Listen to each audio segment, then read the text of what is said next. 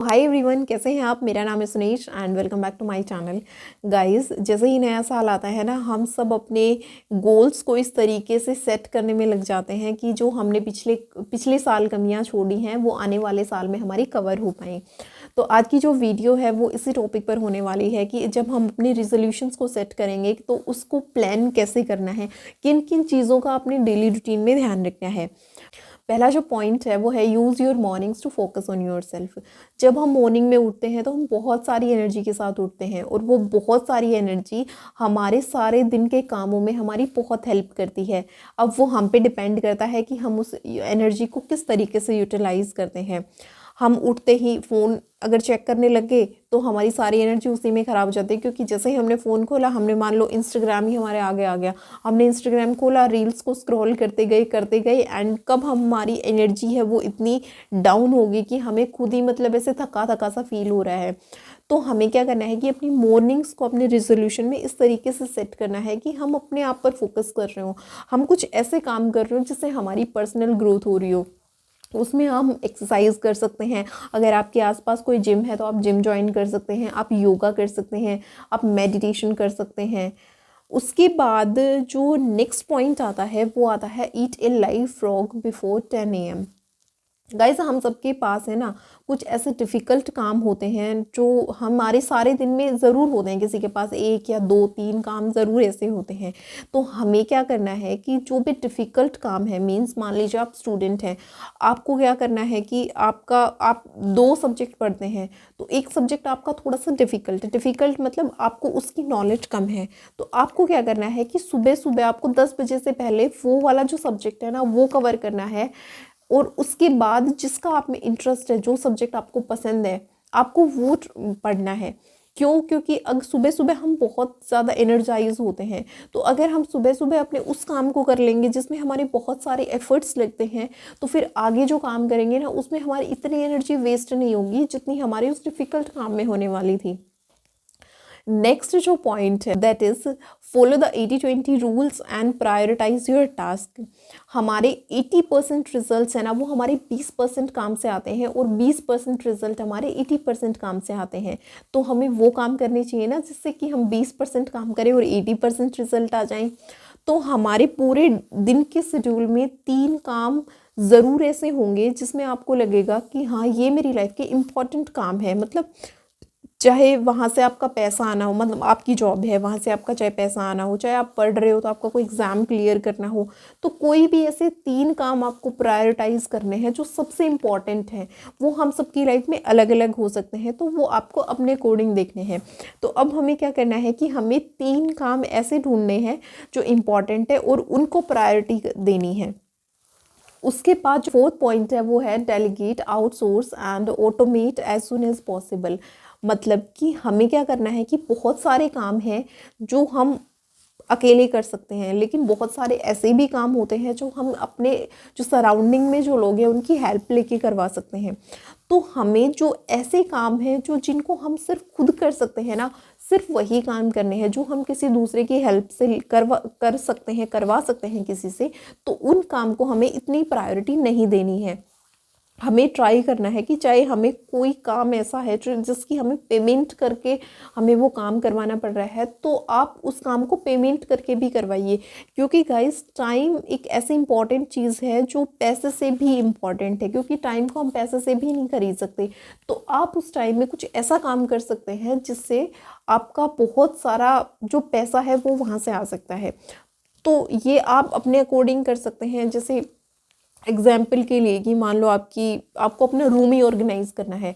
अब आप रूम अगर ऑर्गेनाइज करने लगे तो मान लीजिए आपके 2 घंटे ख़राब हो गए। उस 2 घंटे में आप कुछ ऐसा काम कर सकते थे जो आपको ज़्यादा बेनिफिट दे सके। तो उस चीज़ को आप अपने घर में किसी भी फैमिली मेम्बर से आप बोल के करवा सकते हैं। नेक्स्ट जो पॉइंट है वो बहुत ही इंपॉर्टेंट पॉइंट है। क्या है कि टेक ए ब्रेक। हमें हमारी डेली रूटीन में हम जो भी चीज़ें करेंगे ना, हमें उस तरीके से प्लान करनी है कि हमें प्रॉपर ब्रेक मिल रहा हो। क्योंकि जो ब्रेक है ना वो हमारे मूड को फ्रेश कर देता है, हमें एक फ्रेशनेस फील होती है, तो हम आगे जो भी काम करेंगे ना उसको हम बहुत अच्छे तरीके से कर पाते हैं। तो ब्रेक्स लेना बहुत इंपॉर्टेंट होता है। ब्रेक्स आप अपने अकॉर्डिंग डिसाइड कर सकते हैं। जैसे कि आप आपने कोई 25 मिनट कोई काम किया, उसके बाद आपने 5 मिनट का ब्रेक ले लिया, या फिर आपने 50 मिनट कोई काम किया, आपने 10 मिनट का ब्रेक ले लिया। तो ब्रेक बहुत ज़्यादा इम्पॉर्टेंट है, तो हम अपने जो प्लानिंग है उसमें हम ब्रेक्स को ज़रूर इंक्लूड करेंगे। ब्रेक्स में हम कुछ भी कर सकते हैं, जैसे कि हमने मान लो थोड़ा सा घूम लिया, इधर उधर थोड़ा सा घूम लिया, एक शॉर्ट वॉक ले ली हमने, हम या 2-3 मिनट ऐसे आंख बंद करके और चुपचाप बैठ गए, जिससे क्या होगा कि हमारा मेडिटेशन हो गया एक तरीके से, तो माइंड भी थोड़ा सा फ्रेश फील करेगा। या फिर आप कोई कॉमेडी देख सकते हैं, जिससे हम थोड़ा सा ऐसे हंस लेंगे तो हमारा जो मूड है वो थोड़ा फ्रेश हो जाता है। तो आप ब्रेक्स का ज़रूर ध्यान रखें। जो 6 पॉइंट है, stop multitasking to the extent people. हमें लगता है सिर्फ कि हम बहुत सारे काम अगर एक साथ खोल के बैठ गए ना तो हम सबको जल्दी से निपटा लेंगे, but believe me guys, multitasking सबसे डिफ़िकल्ट प्रोसेस होती है। क्योंकि हम कोई भी काम करेंगे तो मान लीजिए हमने कोई भी ए काम किया, कोई भी बी काम किया, तो हमारा माइंड तो एक बार में एक ही चीज़ को फोकस कर पाएगा ना, चाहे वो इस बी गोल पे चाहे वो ए गोल पे, दोनों पे एक बार में तो फोकस नहीं कर पाएगा। तो उससे क्या होता है कि सिर्फ हमारा टाइम डिले होता है। ये हमारे मन का वहम होता है कि हाँ, हम एक बार में हम बहुत सारा काम कर सकते हैं। अगर हम एक बार में किसी एक चीज़ पर फोकस करते हैं ना, तो वहाँ पे हमारे जो उस टास्क के कंप्लीट होने के चांसेस हैं वो थोड़े से जल्दी बढ़ जाते हैं। तो पर कुछ एक्सेप्शंस भी हैं, जैसे कि मान लो हम ट्रैवलिंग कर रहे हैं, तो ट्रैवलिंग करते टाइम हम सिर्फ बैठे हैं, तो उस टाइम हम कुछ कर सकते हैं। मान लो हमने कुछ ऑडियो बुक सुन ली, तो वो हमारे मल्टीटास्क हो गया कि हाँ, हम चलो कहीं जा भी रहे हैं और हमने ऑडियो बुक भी सुन ली। तो एक दो ऐसे एक्सेप्शंस हैं। बाकी अगर आप कुछ ऐसा काम कर रहे हो, मान लो आप पढ़ाई कर रहे हो, तो पढ़ाई करते टाइम आपने साइड में कुछ और भी कर लिया, तो ना तो आप अच्छे से पढ़ पाओगे, ना आपने साइड में कोई और काम शुरू किया है वो अच्छे से कर पाओगे। तो हमेशा ट्राई करें कि मल्टीटास्किंग को अवॉइड करें, जो सिंगल टास्क है उसको प्रायोरिटी दें। जो 7th टिप है हमारी वो है build your rituals to beat laziness. हम सबको पता है कि हमें हर दिन एक सेव खाना चाहिए, पर कोई ही होता है जो हर दिन एक सेव कंसिस्टेंसी के साथ खाता है, हम में से कोई नहीं खाता। उसके लिए हम क्या कर सकते हैं कि जैसे ही हम अपने वर्क प्लेस पे बैठे या हम स्टडी प्लेस पे बैठे, तो हमें क्या करना है कि जो भी फ्रूट्स है, मान लीजिए एप्पल का हमने एग्जाम्पल लिया है, उसकी जगह आप कोई भी फ्रूट ले सकते हैं। मैं एप्पल का एग्जाम्पल ले रही हूँ, तो मान लीजिए आपको एप्पल खाना है, ठीक है, आप अपनी वर्क प्लेस स्टडी प्लेस पे बैठे, तो आप उससे पहले आप है ना उसको वॉश करके और अपने साइड में रख लो, ताकि जब आपको भूख लगे तो आप तुरंत वहाँ से उठा के खा लो। आपको ऐसा फील ना हो कि मुझे तो उठ के और किचन से में जाना पड़ेगा, फिर मुझे वॉश करना पड़ेगा और उसके बाद मैं खा पाऊँगा। तो उससे क्या है कि माइंड पहले ही क्विट कर देगा, बोलेगा कि छोड़ना क्या, ये एप्पल खाएगा। तो हमें अपने माइंड के साथ खेलना होता है। ऐसे ही मान लो हम सबको पता है कि हमारी हेल्थ के लिए पानी कितना ज़्यादा इम्पॉर्टेंट है, तो हम जो भी काम कर रहे हो ना, हम साइड में एक बॉटल लेके बैठ जाएंगे, तो जैसे ही हमें प्यास लगेगी ना, तो हम धीरे धीरे, चाहे हम एक एक सिप करके ही पानी पी रहे हो, लेकिन हम अगर हमारे पास रखी रहेगी तो हम ज़रूर पियेंगे। तो इस तरीके से अपने माइंड के साथ खेलना होता है। नेक्स्ट जो पॉइंट है, दैट इज़ 8th टिप, वो क्या है, write down everything on paper. हमें हर चीज़ को पेपर पे लिखना है। जैसे हमें कोई नोट्स बनाने हैं, हमें कोई प्लान करनी है किसी चीज़ का, हमें कुछ लर्न करना है, तो हम क्या है कि आजकल मतलब डिजिटल ज़माना है, तो हम चीज़ अपने फ़ोन, हर चीज़ हम अपने फ़ोन में सेव करते हैं, हर चीज़ हम अपने लैपटॉप में सेव करते हैं। लेकिन गाइस, रिसर्च बताती हैं कि जो चीज़ हम पेपर पे लिखते हैं ना, वो हमें ज़्यादा टाइम तक याद रहती हैं एज़ कम्पेयर टू हम डिजिटली कुछ चीज़ टाइप कर रहे हैं या सेव कर रहे हैं। तो हमें अब से हमारी जो प्लानिंग है वो एक नोट पैड में ना होकर हमारे किसी जर्नल में, किसी डायरी में, या किसी नोटबुक में, कोई नॉर्मल नोटबुक हो आपकी, 10-20 रुपए की नोटबुक आती है, आप उसमें भी प्लान कर सकते हैं। बट हमें ध्यान ये रखना है कि हम अपने हाथ से लिख रहे हो, पेन और पेपर का यूज़ कर रहे हो। नेक्स्ट जो टिप है हमारी प्लानिंग करते time, seek help wherever required.